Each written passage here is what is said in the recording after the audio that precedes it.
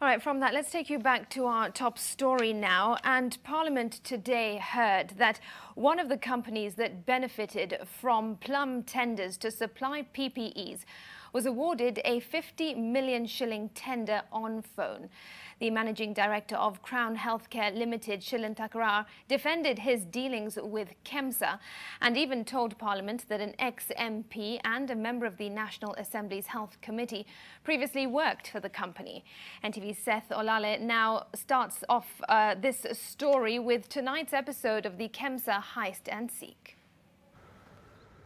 Barely 2 months after James Njuguna, a director of La Muiguela Holdings Limited, narrated how he just happened to pass by KEMSA offices and won a tender worth 100 million shillings to supply personal protective equipment to KEMSA. The managing director of Crown Healthcare Limited, Shilan Takarar, had another of those too good to be true stories.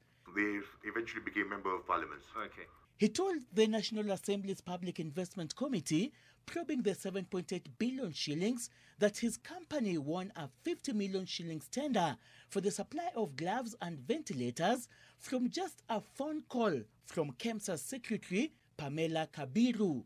Did they call you to tell you that we want this and this, or did they send you an email? They both called us and followed it up with an email. So they called you first? Yes. Who is the person who called you? And I think, Chair, this is almost common to all suppliers to KEMSA, that a secretary is just being called by an individual in KEMSA that we have this and this and this. Can you please do A, B, C, D? Crown Healthcare Limited had a hard time explaining why it went ahead to supply the 50 million shillings worth of medical equipment to KEMSA, yet it received the local purchasing order 2 months later. Even if we continue hammering it, it's like squeezing juice out of a stone. Humans err. To err is human. So with benefit of hindsight, we can look back and say, yes, that could have been a better way. In an attempt to prove the credibility of his company, the besieged CEO revealed that former member of the National Assembly Health Committee, Stephen Mule, was among its former employees.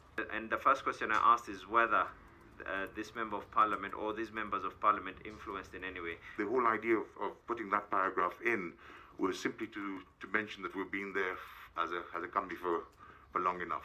Crown Healthcare Limited informed the parliamentary watchdog that it also supplied KEMSA with goods worth 800 million shillings in 2018 and another unspecified quantity in 2019.